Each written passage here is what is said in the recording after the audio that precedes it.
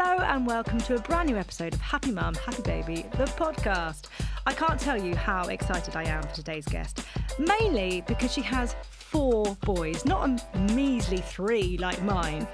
4 boys, and she has 4 boys, and she manages to always present herself in a really calm and serene way. So I want to know how she is doing that. She's had a bonkers few years, and the last month has been also a little bit crazy with the arrival of her documentary, the real Wagatha Christie story on Disney Plus, and her book, My Account, which has just been published. Hello, Coleen Rooney. Hello, nice to be here. How are you? Yeah, I'm good. I'm in a good place. I'm happy. Yeah. Obviously, I've had as you say, a mad few years. Yeah. But now it's all calm. Yeah. Well, as calm as can be with 4 boys. And obviously doing, the documentary is now out and the book is out as well. Yeah. So there's been a lot around that. But now it's like, over the last few years, I feel like now a cloud has been lifted, and I can now get on with my life and be present with my family life. Yeah. How has it felt being in promo for the 2 things? Because I think, especially with the book, actually, because the book's out now and it's the most recent thing, I think when you're taking time writing, you really think about how you word things. You really think about how that's coming across and what you want to say and what you want to put out there. Then when you're in promo, and I know because I've done non-fiction and fiction, when you're in promo, suddenly people are asking you things and you're like, well, I've thought about this and it's in the book. So if you want to just see how I've worded it in the book, you know what I mean? And then suddenly you'll get things that are sensationalised in headlines and things like that. And it's almost taken out of your control in a way. So how has that been this week? Well, obviously, I was getting ready in the hotel this morning and it was on TV. Yeah. And obviously, they handpick what headlines they want to put out there. And, sometimes you think there's a lot more in there. There's a lot more happier stuff that can, be headlines. But obviously, they go with the ones that are going to draw attention, which it's... Do you know what? I've lived my life like that through headlines, and this is what's nice about the book and the documentary is I can explain them headlines and did they really, what they say, did that really happen? And I think it gives me time in the book to explain that in depth and how I felt and the fact that I am a person. I'm not just this person that you see on, in the papers or on TV. I have got feelings. I have got a life. Yeah. And it's just, just letting people into my life a bit more and just to explain situations and why I have done things in the past. Yeah. It's incredible, actually. If you think about the 20 years that you've been in the public eye, so much has changed within that time, especially with things like social media. And actually, My Account, I think first, like looking at the title, people might think, oh, it's the court case.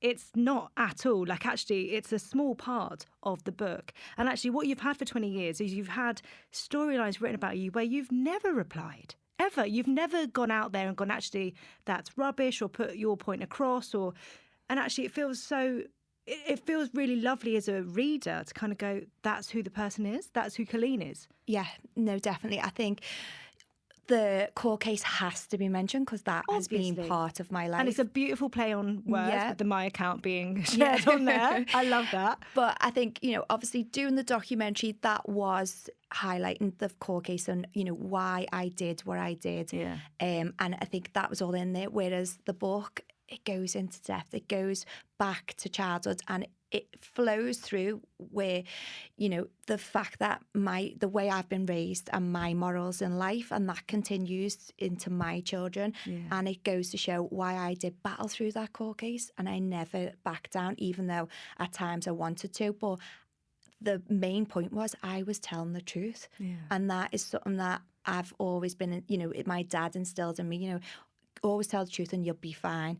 And I did. And at the end of it, it was fun. It was hard to get to the end of it. But, that's where I feel like the book explains who I am as a person and the way I've been brought up. And I've been, you know, fortunate to have a really lovely upbringing, and my mum, dad, you know, have been great role models to me, and it then explains how I intend to bring my children up as well. So yeah, it's a bit of everything. And you know, writing the book, it touched on, you know, it brought back happy memories as well. You know, there's my difficulties, and again, I had to go through, talk about them because it's been you know, part of my life. It's a really refreshing and enjoyable read. So I read it from cover to cover really, really quickly, actually. I felt like I was with you and you were just telling me like different things, and I really, really enjoyed it. And I feel like for you, probably it's a lovely thing to go out and promote and talk about. You know, it's finally you having your voice, and I love that. Yeah, I think it's an easy subject for me to go out and talk about.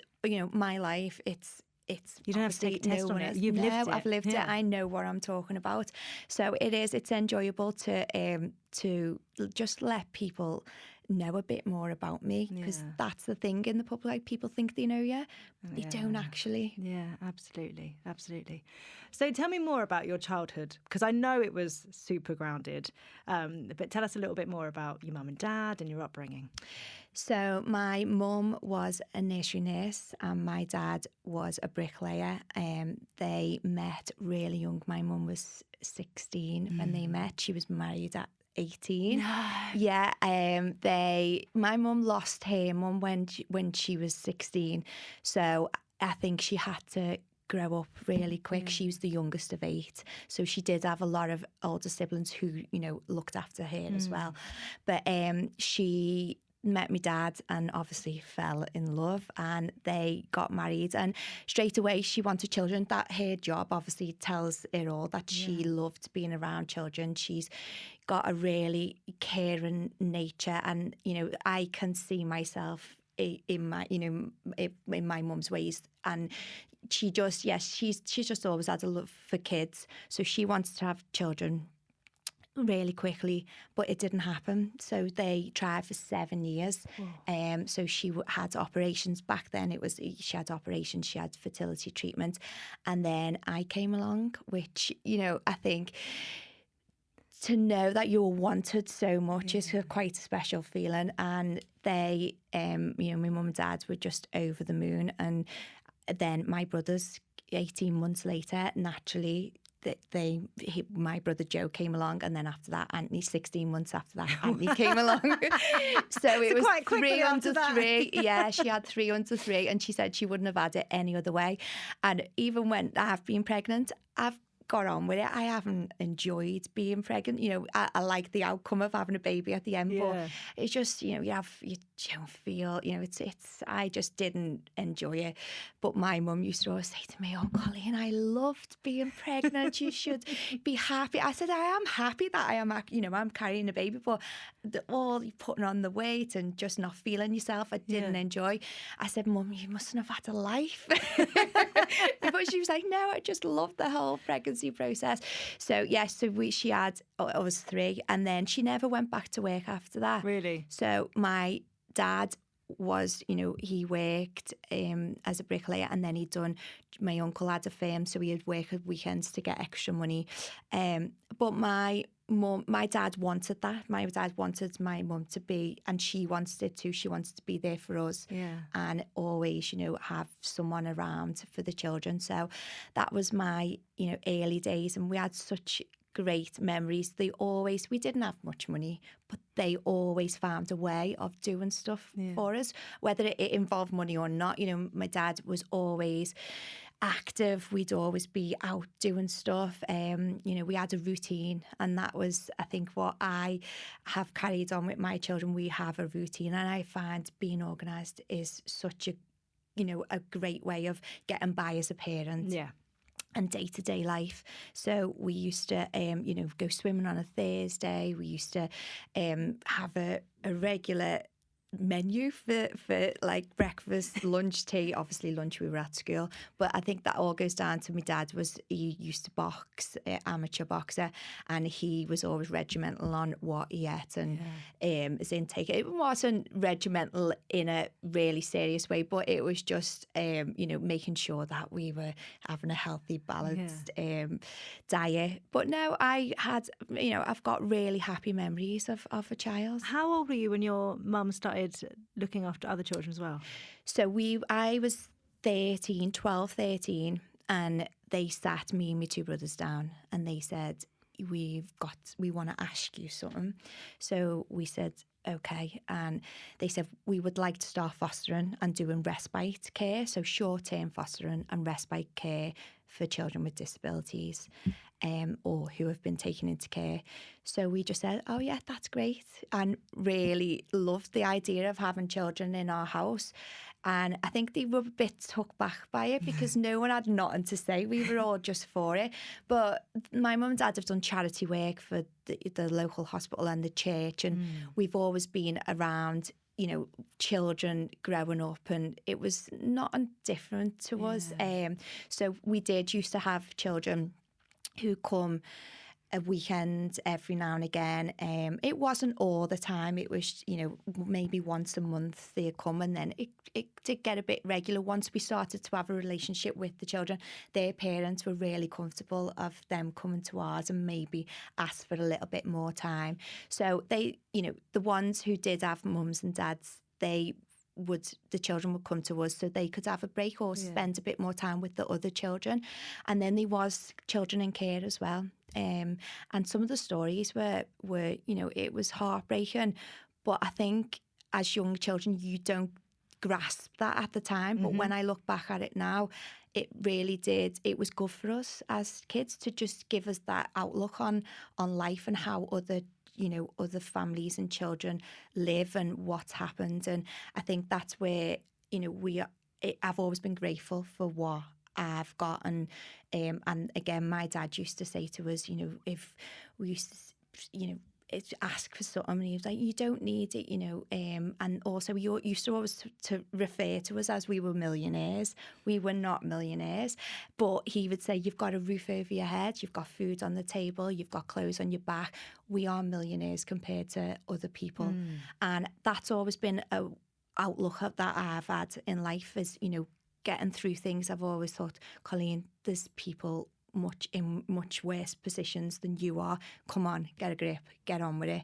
And I think that's always been a coping mechanism of mine. I've just always had that thought in the back of my head that you've got a good life, Coleen. You're healthy. You just get through this difficult time. Yeah. How old were you when Rosie came along?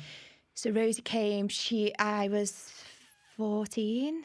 I think 13, 14. Was there a different bond with her compared to everyone else? Yeah, so Rosie came on a long-term fostering plan. So they said, we've got a little girl that really needs somewhere to go. And she had two siblings. So she got a brother and sister who we still keep in contact with now. And because she needed more care. They didn't know, she wasn't diagnosed, but they just thought it was neglect. And when she came to us, she was nearly 2 and she couldn't walk, she couldn't talk, she could make sounds, but they just thought she just hadn't been looked after. So my mum research, and she was like, there's more to it. Obviously being around kids with disabilities for a long time, she said there's more to, she's got something wrong with her. And she said to the doctors, I think this is what Rosie's got. And it was Rett syndrome, and it's a genetic disorder. And it's quite sad because as they get older, they deteriorate. Right. So she was in a wheelchair. She could crawl when she came to us, so she could get by, but that all went. And even like she couldn't eat, she was fed through a peg. She just needed 24/7 care, and my mum and dad, gave that to her. We didn't know whether she was going to stay forever, but just after a few months, the bond was just unbelievable between us as a family, and we accepted it in like there was, we didn't bat an eyelid. She was part of our family from day one. And we, obviously went on to adopt Rosie, which was a long process. It was difficult, but we got there in the end. And but you know what was nice about it as well is not just our family accepted it.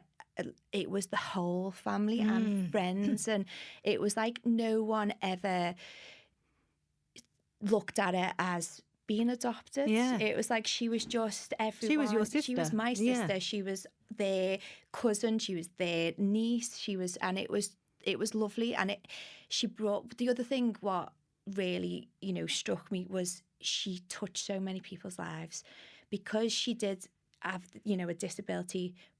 She always put a smile on her face, but people would, obviously get to know her who were outsiders, who came into contact. And over the years, they said she's really changed our lives because we look at her and we think all the trouble she's got and the difficulties she goes through, but she always puts a smile on her face. And it was nice that people could take that away from her. But she was, she was just a joy to be around. She was funny. She had a sense of humour. Even though she couldn't talk, she knew what was going on. And she used to laugh at anyone who hurt themselves. So if anyone fell over or there was a bang, she used to just laugh. So my dad used to just throw himself around the room just to hear that laugh and bump into things. And I think people who didn't know my dad used to think, what is he doing, that nutter? But it was just to keep her happy and get that laugh out of it. And in the documentary, my dad says about she didn't like going to school. She used to get, but obviously she needed to go to get out of the house and to, routine. So she used to have a one-on-one carer who used to get on the bus with her every morning. And then she used to go out the house with a face on her. She never liked going to school. So one day they got a phone call, my mum and dad, to say, Rosie's not well. We're going to take her straight to the hospital in an ambulance. Will you meet us there?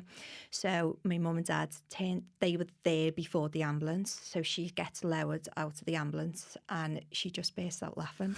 And my dad said, you've got us to come here. And it was just a skive off school. She knew what she was doing. There was nothing wrong with her. So she was cheeky. But no, it was, looking back at the memories, it's emotional, but we've got so many happy times.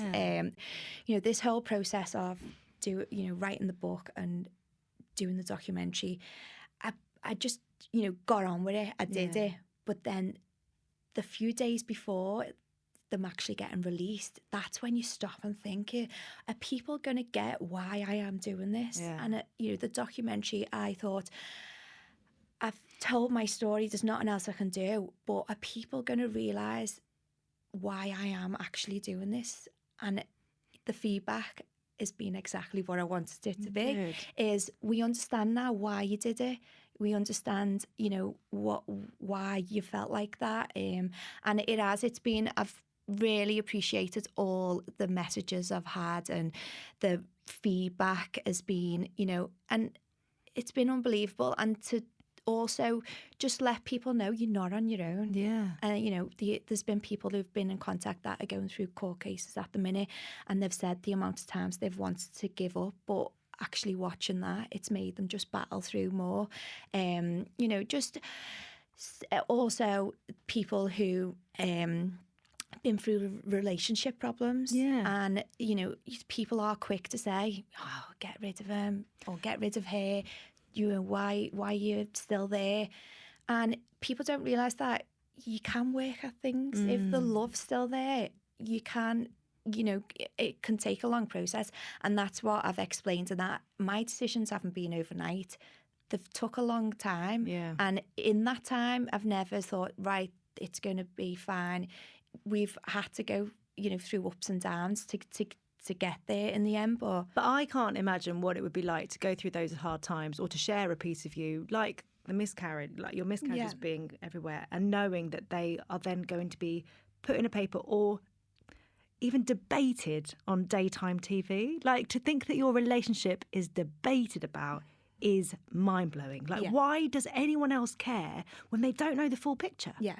Well, a lot of that came out while I was doing the court case. Was oh, she's okay putting this public, but she doesn't speak about her husband, when he's, made mistakes. And the point is we are husband and wife. Yeah. We can go behind closed doors and sort that out between ourselves. Yeah. And that's what we've done. This was a legal battle. It was public. We had to play it out in front of the public. And you were being taken to court. It wasn't, you didn't want to do that. No, most definitely. I wanted to try and sort it out so I didn't get to court, because my point was, why am I going to a high court to argue a battle in front of everyone when we can try and resolve this behind, closed doors? And that was, it was, and the book and the documentary show that I didn't want to go there. Yeah. And it was the fact that I was getting took to court, which a lot of people didn't realise. They thought because it was happening to me, I was the one that, brought the case on, but it wasn't. So let's go back early days. Did you always know that you wanted to be a mum yourself? Yes, I loved children, and that's where I, obviously take after my mum. I've always, been motherly. I've always looked after my younger brothers. I used to babysit my younger cousins, and I used to babysit the kids over the road. And I was laughing about that. I laugh about it in the book. I got £5, and they used to go out on a Friday or a Saturday, and it was just, you could see their house from ours. It was just over the road. It was my mum's friend, and I had an obsession with cleaning. I love cleaning, and I used to clean the house top to bottom, reorganise everything, and look after the children, and I'd get £5. Nowadays, like, I was talking to a young girl the other day, and she was like, £5 for all that? I was like, yeah, but they didn't ask me to do the cleaning. I just done it for while I'm here. For that, yeah. But yeah, I did. I've always, loved children. Do you remember when you and Wayne started thinking about having a family yourselves? Did you ever talk about like being mum and dad? Yes, Wayne would have had a child straight away. Really? He was just so excited about becoming a dad. Do you know what, though? I think, so me and Tom, over the years, before we had our kids, whenever we would go somewhere like a wedding or whatever, we would always go towards the kids. And I wonder if some of that's a safe space where you have adults who are maybe expecting something from you, whereas you go to kids and there's nothing but pure, what are you going to give me in this moment? Yeah, you know what I mean? There's a very different interaction. I understand where you come from, because the kids, obviously if you're in the public eye, you do get pecked a lot in parties and in spaces where they will ask you questions, they'll ask your opinion on stuff. Kids haven't got a clue. Yeah. What are you going to give me now? Are we going to dance? Especially Wayne nowadays, that's the thing. And he goes to the school, and because he's not playing anymore, none of the younger kids know who he is. He's not important. And, what my youngest took a Match Attack card in, and it was an old one of Wayne. And he said, no, like, my friend didn't know that my dad used to play football. Which is good in a way, isn't it, for it's you? Because I think we worry that that's going to be carried with them. Yeah. They're so-and-so son. But actually, when they get there, the kids don't care. No. And that's what I always, in my children play football now. And obviously in school, I always say we are, we're their parents. We're not us as public figures, and I don't want to be treated any different to any other mum and dad there, because that is I am there as their parents, not as anyone else. And obviously two of our children are at the club Wayne played for and in the academies, and again I say I don't want, I haven't had to say it, because I've just blended in with everyone else, and I do the same as anyone else does, and that's, it's good for the children. It's keeping them grounded. Yeah, absolutely. Can you remember finding out you were pregnant for the very first time? Yes, we were obviously both over the moon. It was, we wanted a child. And obviously Wayne, more so than anyone, becoming a dad was something that he'd always wanted. And we grew up pretty quick for our age. And I felt like that was the case of being in the public eye, because we had to become more aware of, things around us. We had to take criticism. We had to, just learn how to to be careful in a way. And it's, you know, it's not a good way of being, but it's, you know, we were able to do it. And so when we found out, we obviously told our parents, and we never told anyone else because we were waiting to the 12-week scan. But unfortunately, we didn't get to the 12-week scan. I started bleeding, and then I went to the hospital, and it just happened there when we were at the hospital. And so it was, we went for the scan, that we came away, and they said, you know, there's still a heartbeat there, but it's not, the baby's not growing as it should. So, you know, go home. But when I went home, I was bleeding more, went back to the hospital, and we lost the baby. And it was heartbreaking. And it was something that straight away in my mind was, am I going to be able to have children? Well, especially, did you know at that point anything about your mum's fertility struggle? Yes, I've known that because they've always told me that I was so wanted, and you know, they've always said how much, you know, you say to your children, I love you, but my mum and dad have always explained that, you know, we really wanted you, and then Joe and Anthony came along, so I have always knew about it. However, my mum struggled getting pregnant, so that's what she explained to me. She said, Coleen, at least you know you can get pregnant. She never ever got pregnant in that 7 years. So did you know anyone at that time though that had a miscarriage that you could talk to about it? My mum had told me that my auntie had a miscarriage, but no one, none of my friends. And to be honest, it was something we kept really quiet and to ourselves. I think this is the first time ever I've spoke public about it, and I thought I will include it. I feel like the time's right now to open up about it in the book, and it was, you know, a big part of our, you know, we'd just been married. It was a happy time. We wanted a family, but it didn't work out. But it has worked out now, and you know, what I explain in the book is Wayne really struggled with it, and that's where I feel like I need to say it's not just all about the women. We need to take care of the men as well, because I do feel like they get forgotten about a lot. And Wayne, at one point he did say, you know, I know it's hard for you, but it's hard for me as well. Yeah, and absolutely. It wasn't until he said that to me that I realised that you're right, you know, it is. And he wanted, you know, the baby just as much, but if not more than me. So when I wrote Happy Mum, Happy Baby, so I decided on the first edit, the first go round, to just share everything. So I wrote about PCOS and I shared about the miscarriage that I'd had before my eldest. So it was my first pregnancy, and I'd never spoken about it to anyone before. But there's something about getting those feelings down on paper. And actually, me and Tom hadn't really spoken about it much beyond that. Actually, we hadn't kept going over it. But it was that thing of actually then him reading it. But it was only us, once we had Buzz, that the reality of that loss kicked in. And the reality is we wouldn't have had Buzz had that pregnancy gone all the way. So he is our silver lining. But sometimes it's what comes after can really highlight what was lost. Yeah, definitely. And as you see your child, so obviously Kai came after I had the miscarriage, when you hold that child, you think, what would have that been? You know, the sex, was it a girl, was it a boy? Things do start playing through your mind. And but I went on to have another miscarriage in between my second and third, and I then began to wonder, can I not carry girls? And that was something that does play on my mind, but I never went on to have a third, which then they will investigate and see.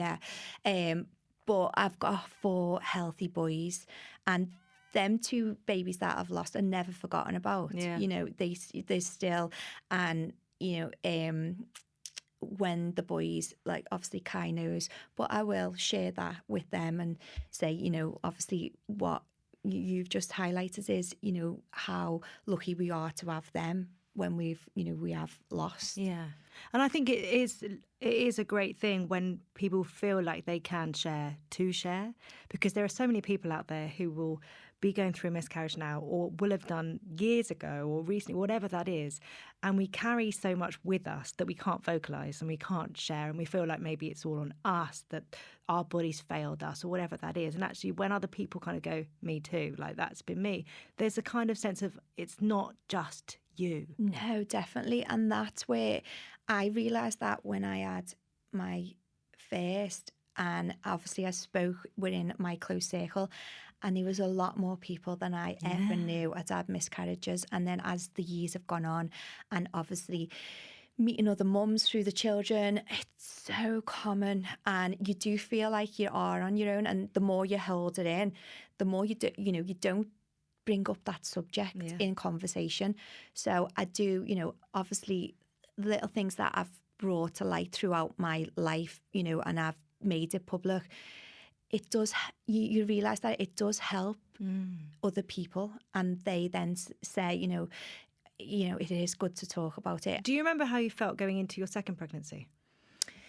I was much more nervous than, you know, I think the joy of being pregnant overtook the first break. I didn't really think of the health side of it. You know, obviously I was doing everything by the book and being, you know, healthy, but obviously I didn't really focus on the baby's health as much. Second time round, it was a constant, you know, constantly on my mind, and I did go and get more regular checks and more scans than I ever should have. I must have had a record amount of scans, haven't I?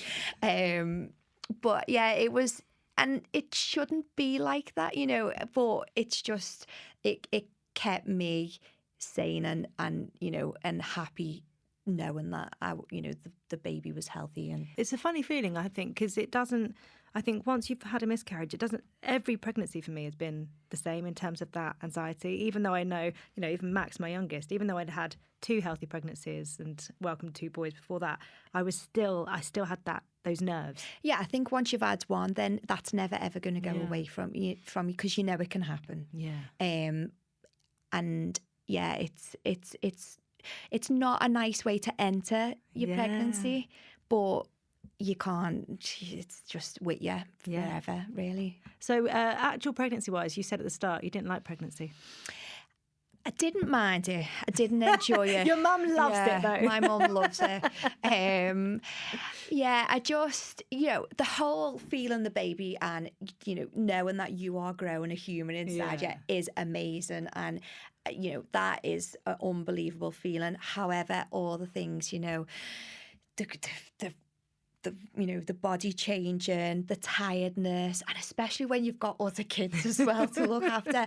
I think the more I got pregnant, the more I didn't enjoy it even more, because it was, you know, it's a struggle at times. But again, I kept bringing it back to, you're lucky to be having a child, Coleen, so just, you know, don't moan about it. Yeah, absolutely. And how did you feel heading towards the births?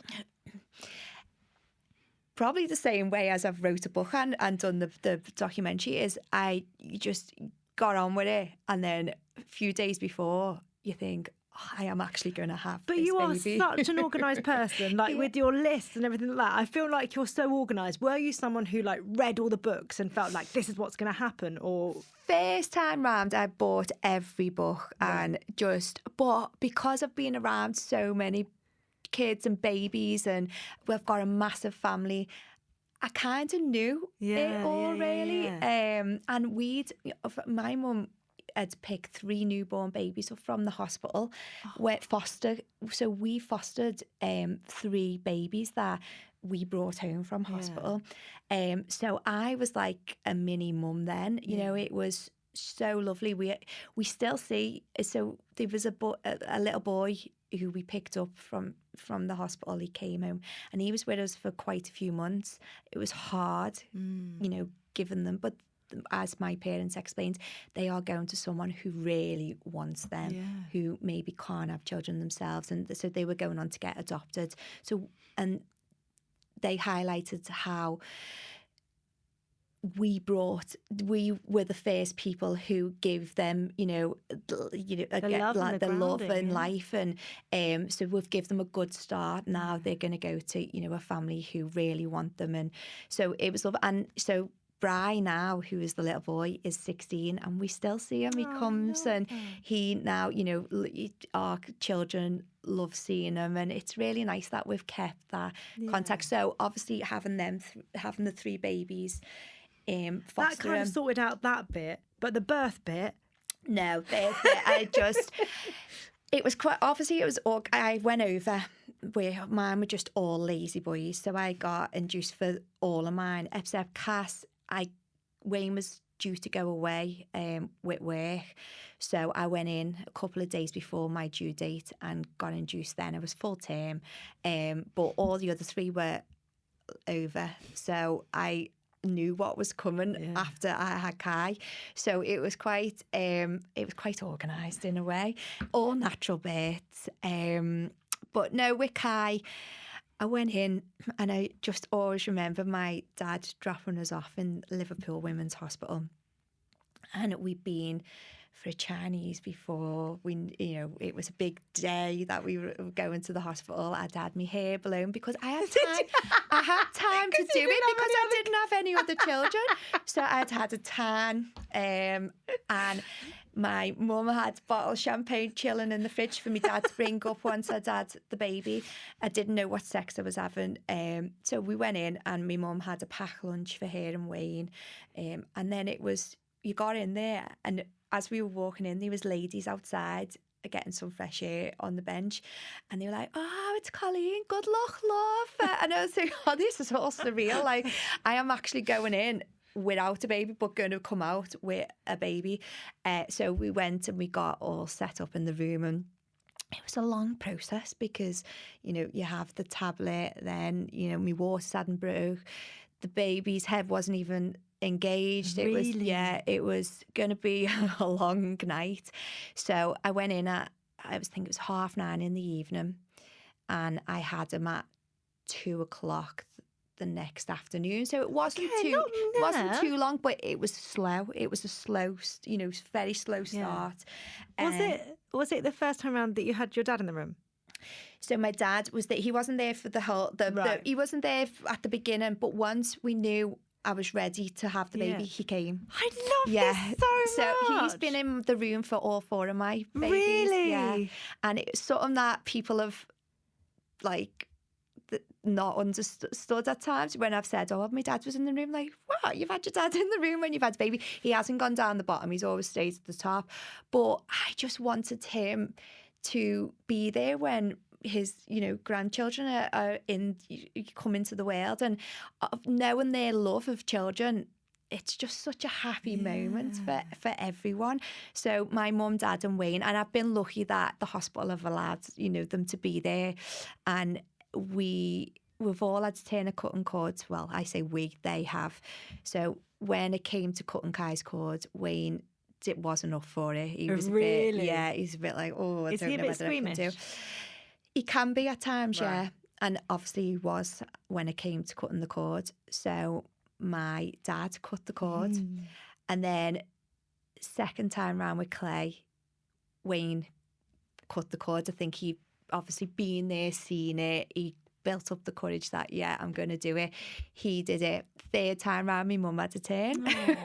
And then fourth time round, my eldest Kai cut Cass's cord. And it was something, he was just amazed at the whole process of pregnancy. And he was, asking questions all the time. And then he asked, "Can I be there when you have the baby?" And he wasn't in the room when I gave birth, because I didn't know, what it's not. And it's a lovely moment, but it's not very nice to look at. So he was in the waiting room next door. My dad when I knew I was ready to have him, my dad went and picked him up. He was with my brothers. So he then brought Kai to the hospital, and then I had Cass, and then he got brought into the room. And we said, would you like to cut the cord? And he'd done it, no problem. It was, and it was just, I've got it on video, watching it back, it's just a lovely moment that he was old enough to do it as well. So yeah, it's a nice story to tell. Yeah, I love that. Yeah. So much just love. Yeah, and sharing the love, it's nice to, and that's something that we do. We include everyone in things we do as a family. And also that's pretty special, like fourth birth, for the whole family to still be like, we've got this, Coleen, don't worry. I think my family would be like, whatever, another one. Yeah. Do you know what? It was the excitement was there with all of them. And I think as well, I only ever found out the sex with my second with Clay. Right. What made you find out the sex that time, none of the others? I just thought, because I had Cass, I think I just, being as organised as I am, I thought I'll prepare and I'll know, the sex. But I didn't enjoy I didn't enjoy the process. It made it, I thought it stretched it out a bit, knowing that I was having a boy, which I was over the moon with, 2 boys. But there was no surprise at the end of it. So I didn't find out with the other 2. And it's interesting. So with that, would you have picked a name and everything straight away as well? Yeah, I was undecisive of a couple, so I did say once he comes out, we'll see. But I didn't tell anyone, because people do know. You didn't find out the sex, all the names? Oh, no, sorry, you didn't tell anyone the names. The names, yeah, okay. yeah. Because everyone has an opinion. Sex. Yeah. Although you have done with very similar to me. So I have Buzz, Buddy and Max. Well, I mean, I get them all confused, but Buzz and Buddy, having names that are quite similar, it's horrendous. They all, obviously, a lot of people, do it. They all blend at some point. I know. Yeah. You're like, rrr. But my first 3, Kai, Clay and Kit, they're all with a K. And Cass is with a C, and people were like, what's the deal with that? We could have spelled it with a K. Yeah, and I said, because when I looked at the meanings, obviously you'd look at what the names mean. And so Cass with a K meant like blackbird, or a bird of some type, not an attractive bird. Yeah. And with a C, it meant clever. So I thought, that's quite good. Cass was the last child I was going to have, and obviously I've got all boys. I thought it'd be quite nice to do a C, because I'm a C, and it's just a bit, maybe put a bit more of a girly thing onto it. And then his middle name is Mac, so my surname is McLaughlin. So it was all about me. And my middle name is Mary. Look, you put a lot of effort in to have these 4 boys. I think it's fine. Yeah. My middle name's Mary, so the M. So I thought as well, McLaughlin, and then he'll have the same initials as me as well. But it means, so Mac means son of, so his name means clever son of Rooney. So I thought that was quite nice. So that's why it is with a C and the others are with a K. But I like, when choosing the names, I always chose short, sharp names. Yeah. Because you could have, he could have been Cassius and then Cassis, but I thought, I'm not going to be calling him, so I'll just call him what I am going to be calling him. So that's why he is Cass. How did you find leaving the hospital and going home? Because the first time around you went to your mum and dad's, right? Yes. I planned to go to my mum and dad's for a week or so. Right. How long were you there? A few months. I didn't want to leave. It was just, at first, it was so overwhelming, because obviously we've moved away from Liverpool, but we're only, an hour up the road. But everyone congregates in my mum and dad, so all the family. And it's lovely because you're there and you don't know who's going to pop in, and it's quite nice. But I do like to go back home as well, and they have to organise to come and see us. Are you going to be in? Yeah or no? And you know who's going to knock on the door. You're like, who is that? Do you know, that was a big point when we moved to America. The children got so excited when the doorbell went, because we didn't know anyone there. It's like, who's at the door? Like a delivery man. But yeah, it's ours. You have to, well, you don't have to, but people don't want to make the journey if you're not going to be in, so they'll ring you beforehand. So when I had Kai, I went to my mum and dad's, and the house was just so busy for the week. It was just people coming and going. It was the first grandchild on both sides. It was, everyone was really, just excited to see him and just check in on how I was. And it was so nice. But then obviously I had the help, and I then stayed longer than what I ever thought. And then going from my mum's home, it was a big step, because you just think, I am responsible for this little human now. This is my life. And there was one point where I've wrote about in the book where when I was at my mum's and I just got so emotional. I think it was the hormones and just the realisation of I have got a child. And I never thought about it in that way before. Everything was just really excited. There was excitement, there was happiness. But when I realised that my life has changed now. It's going to change. Everything revolves around this little human.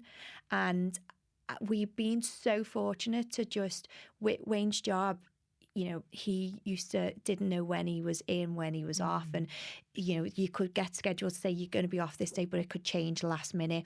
So we had to just do things on the spur of the moment. So he could come home and say, oh, we're off tomorrow. So we'd say, oh, let's go to London. Let's do this.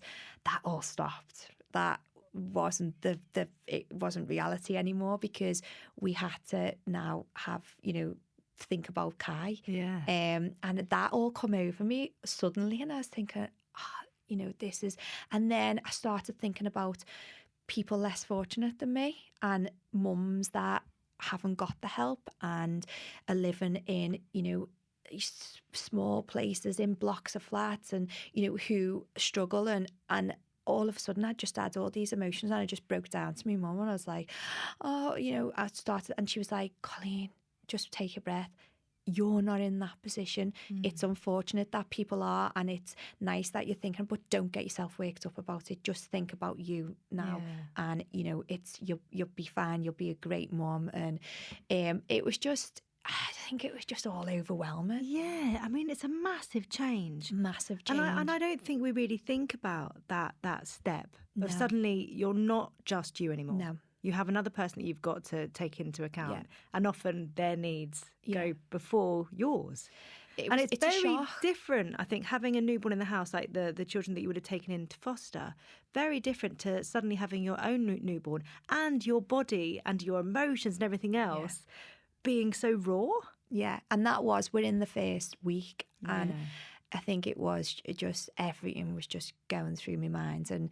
And but I quickly snapped out of it, obviously, because I had that support network around me. But I was taken on board, people haven't got this. And it's, it shouldn't be that way. Yeah, absolutely. How have your recoveries differed? I've been quite lucky. Have you? Yeah, just got back into things. I think I'm just, I like to just get on with, life. And I think obviously with Kai being the first, you take time. You've got the time to take. Mm-hmm. Whereas obviously when you've got other children on board, it is getting back. They've got to go to school, they've got to go to nursery, they've got clubs to go to. So that baby that you've just had just comes along with you. It's, you just Which always amazes me, actually, when we think about how much care we take with the first, like everything, I've got to be back by this time because they've got a nap, whatever that is. And actually, after that, no. You don't have the time. That you've just got to get on with it. Well, that's what I was saying about my youngest now. So I have to nag the others to do stuff, or what homework have you got, get on with your homework. My youngest is 5, and within all this nagging, he will come up to me and say, Mum, I've done my homework. I haven't even had to ask him. It's because he's the last one in line to say, right, what have you got? And it's, I think he's just learned, he's picked up, he's probably thinking, I don't want it to even go on at me to do mine, so I'll just go and do it. But I think it is because they get so much time and attention, whereas obviously the little ones, you're just short and sharp with them, and you've got to come on, get up, get out. We've got to take so and so somewhere, and But yeah, I think we shouldn't.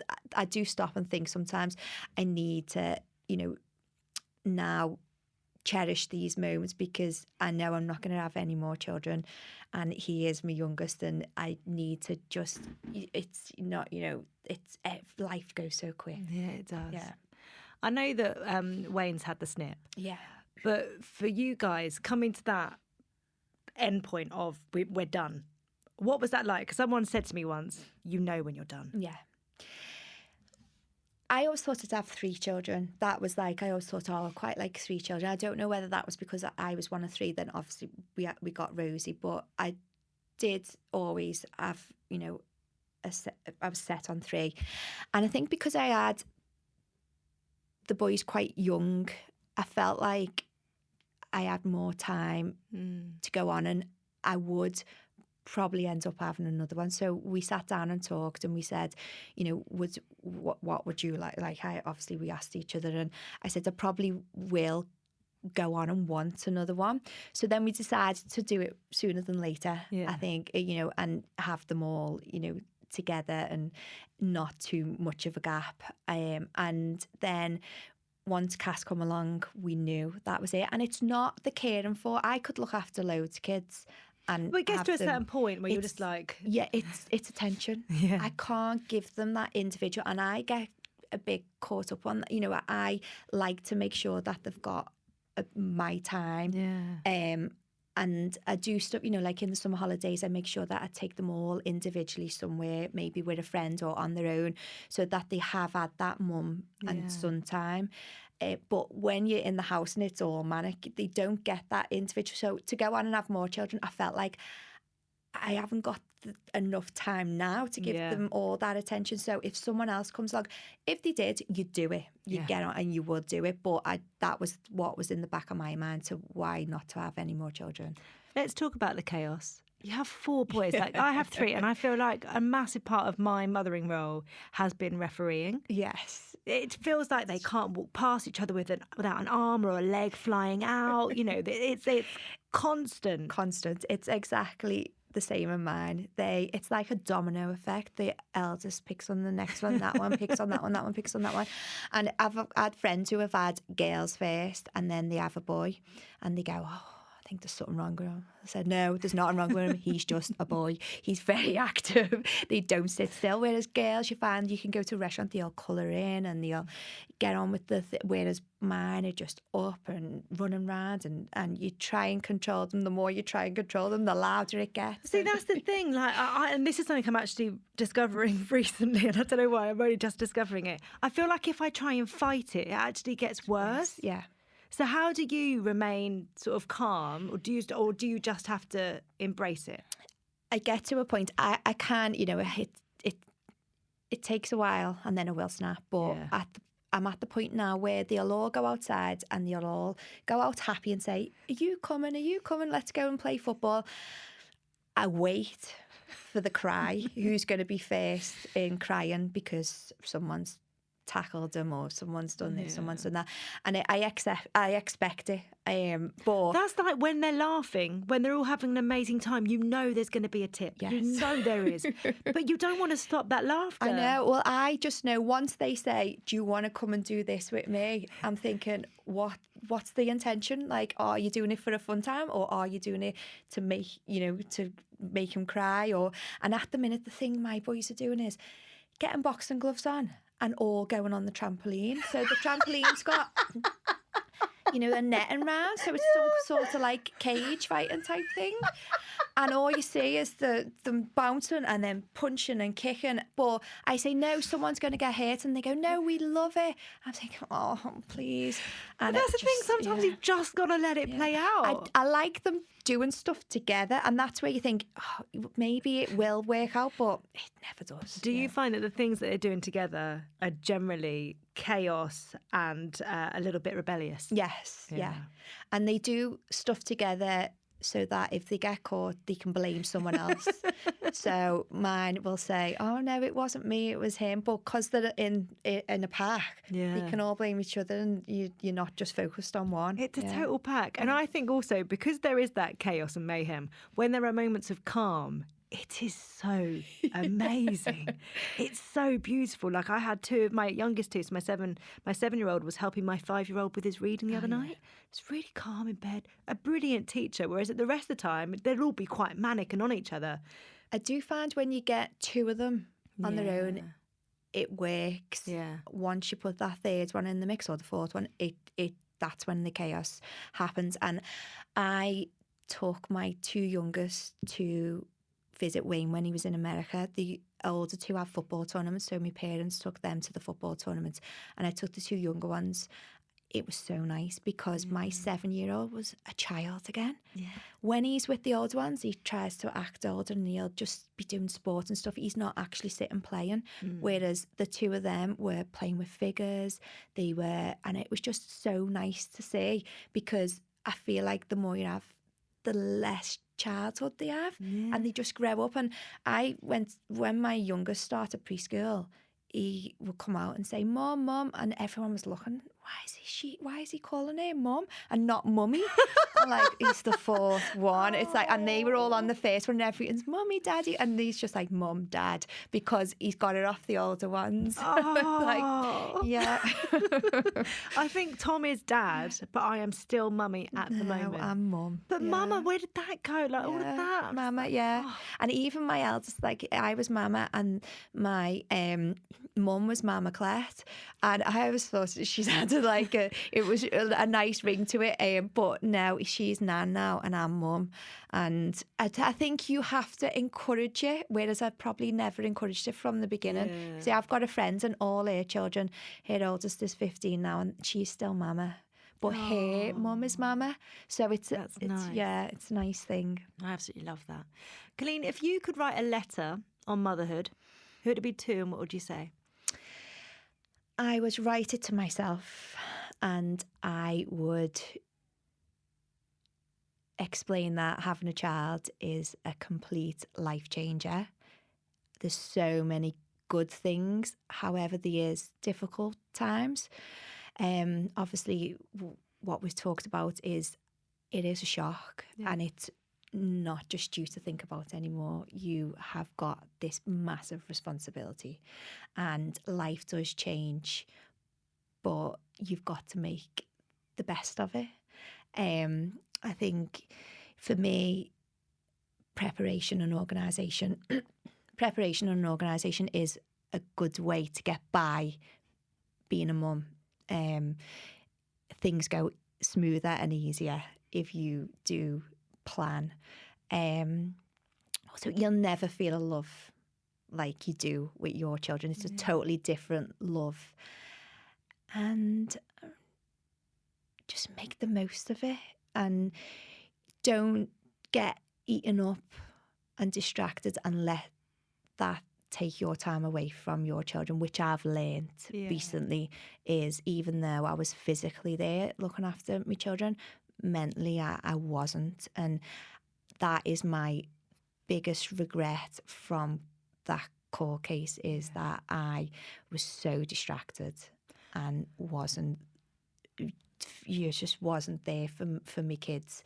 But everyone around me understood, and it was, it wasn't me.